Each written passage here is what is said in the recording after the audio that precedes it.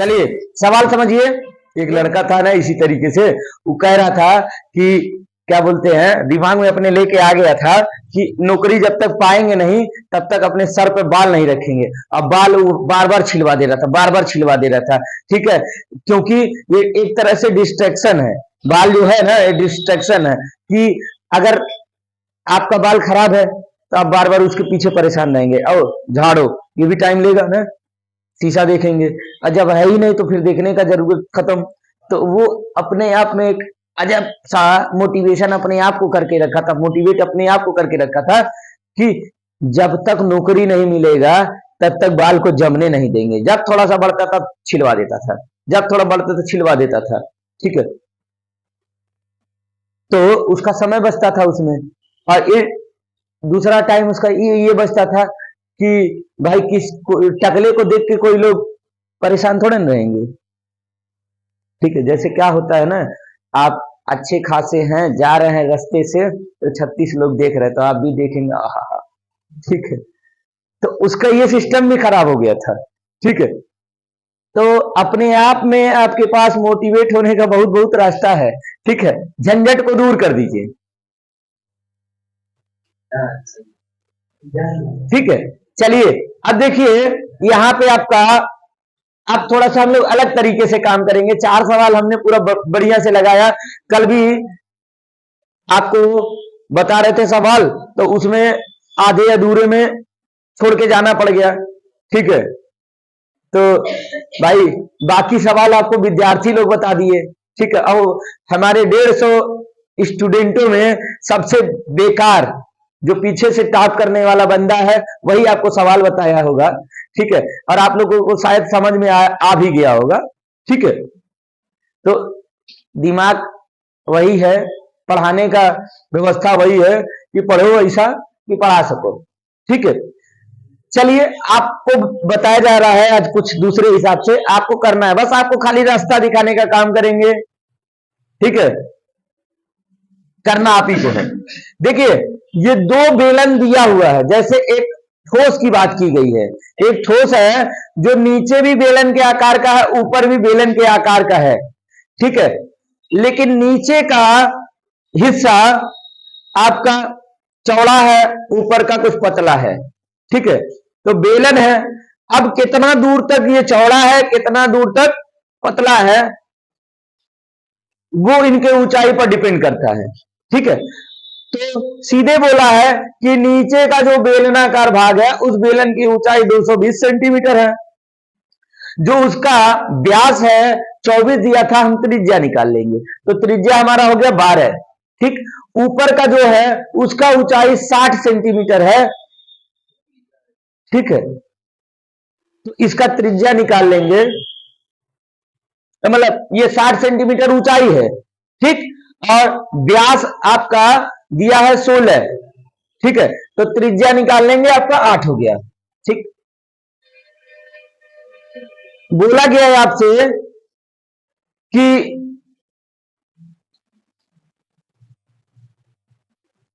इसका वजन कितना होगा, मतलब इसका वेट कितना होगा, लोहे का है तो इसका वेट क्या होगा। तो आप तो वेट निकालने के लिए कोई मंत्र नहीं जानते हैं, आपको तो आयतन निकालने आता है, पृष्ठीय क्षेत्रफल निकालने आता है, यही ना आता है। वहां पे वो दे दिया है कि 1 घन सेंटीमीटर बराबर 8 ग्राम, यानी आपको बता दिया कि भाई साहब आप आयतन निकाल लो, आयतन जितना आएगा उसमें 8 से गुणा कर देना। ठीक है, आपको ग्राम में मामला पता चल जाएगा। ठीक है, तो हम लोग पहले क्या करेंगे, बड़े वाले बेलन का आयतन निकालेंगे, फिर छोटे वाले बेलन का आयतन निकालेंगे, दोनों को जोड़ देंगे, जो आएगा उसमें से 8 से गुणा कर देंगे, वही आपका इस ठोस का भार पता चल जाएगा। ठीक है, कहानी खत्म। ऐसा ही आपको करना है। ठीक है भाई, अब बेलन का आयतन का फार्मूला होता है पाई आर स्क्वायर एच।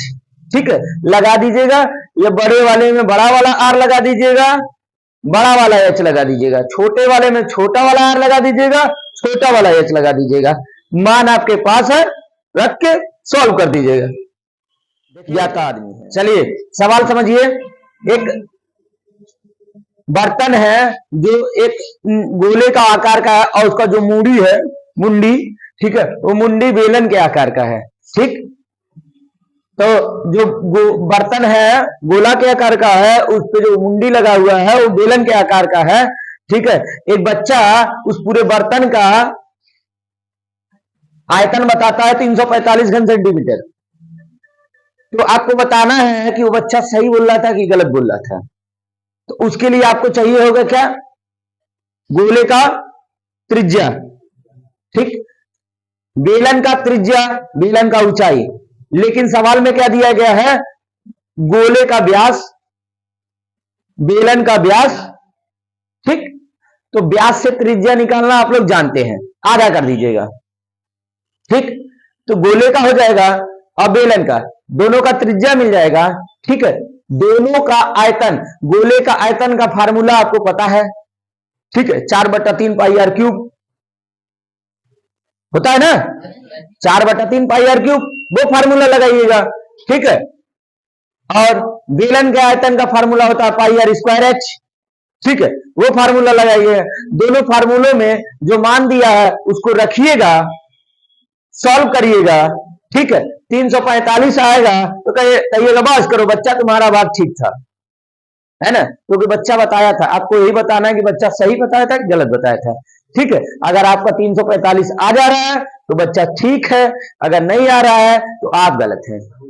हाँ, देखिए भाई, इंजीनियरिंग का कोई विद्यार्थी है, ठीक है, जिसका नाम रितेश है, ठीक है, इंजीनियर आदमी है, ठीक है,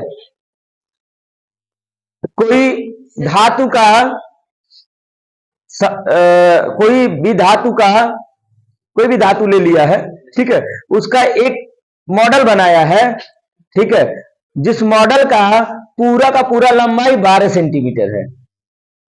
ठीक, और बीच का जो भाग है वो बेलनाकार है और नीचे और ऊपर शंक्वाकार आकृति है। मॉडल इस टाइप का है जो आपको दिख रहा है फिगर में। ठीक है, शंकु के आकार का है। तो इस मॉडल में कितना वायु भरा जा सकता है, वायु का आयतन आपको पता करना है। ठीक है, वायु का आयतन पता करना है। तो वायु का आयतन यानी इस मॉडल का आयतन, है ना। तो आपको पता है कि शंक्वाकार है तो शंकु का आयतन, और बेलनाकार है तो बेलन का आयतन, और कुल के आयतन मिला के जोड़ दिया जाए तो पूरे मॉडल का आयतन, है ना भाई, सीधा सिंपल है। लेकिन शंकु 2 है तो एक शंकु का आयतन निकालिएगा, 2 से गुणा कर दीजिएगा, अब बेलन का आयतन निकालिएगा, जोड़ दीजिएगा। तो आयतन निकालने के लिए आपको व्यवस्था चाहिए कि सर अब आयतन निकालना है तो हमको त्रिज्या भी मालूम होना चाहिए, ऊंचाई भी मालूम होना चाहिए। तो देखिए, जो शंकु है, शंकु की ऊंचाई दे दिया है 2 सेंटीमीटर, ठीक, और शंकु का व्यास दे दिया है, मतलब इस मॉडल का ही व्यास दे दिया है, जो कि इसका व्यास है और इसका दोनों का व्यास वही है। ठीक है, तो व्यास दिया है, त्रिज्या निकाल लेंगे, 3 दिया है तो आधा करिएगा, 1.5 हो जाएगा, 1.5 सेंटीमीटर मिल गया। ठीक, शंकु इधर से 2, इधर से 2, मतलब 4 खत्म हो गया, पूरा लंबाई 12 था, यानी बेलन का जो ऊंचाई होगा आपका 8 आ जाएगा। 2 इधर से घटा दीजिए, 2 उधर से घटा दीजिए, तो बेलन का ऊंचाई मिल गया, बेलन की त्रिज्या मिल गई, शंकु की ऊंचाई है, शंकु की त्रिज्या है, तो दोनों का आयतन निकाल के जोड़ दीजिएगा तो मॉडल का आयतन आपको पता चल जाएगा। ठीक है, रितेश उसमें कितना हवा भर पाएगा इसका आयतन आपको पता चल जाएगा। ठीक है, कहानी खत्म। देखो भाई, 4 नंबर सवाल के पापा 8 नंबर, ठीक है, 4 का पप्पा 8 ना। जैसे 4 नंबर सवाल मैंने आपको बताया था विस्तार से लिख के, ठीक है, से उसी प्रकार का सवाल है। ठीक है, एक ठोस है जो अर्धगोले का है, उस पर शंकु है, ठीक है, और उसको एक बेलनाकार पाइप में डाल दिया जा रहा है।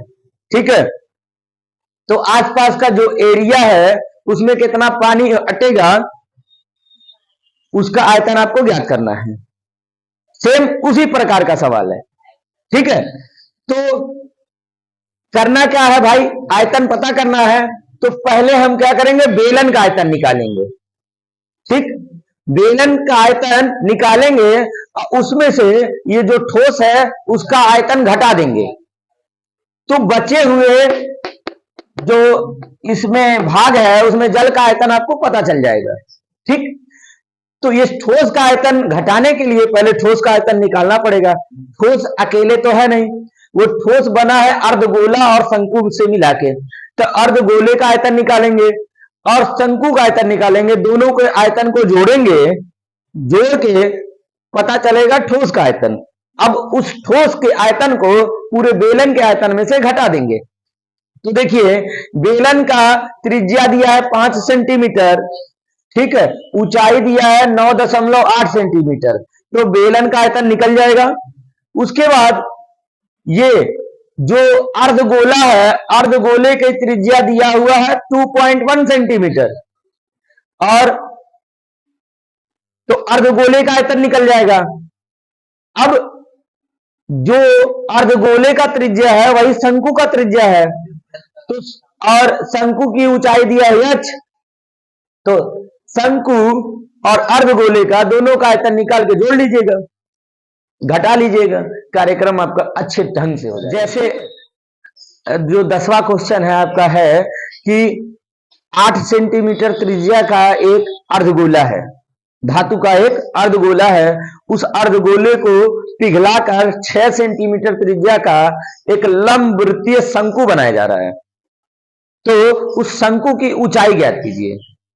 तो आपको क्या करना होगा, पहले तो 8 सेंटीमीटर त्रिज्या का अर्धगोला है, तो 8 सेंटीमीटर त्रिज्या के अर्धगोले का आप आयतन निकालिएगा कि कितना मटेरियल उसमें लगा है, उसी मटेरियल को गला के शंकु बनाया जा रहा है।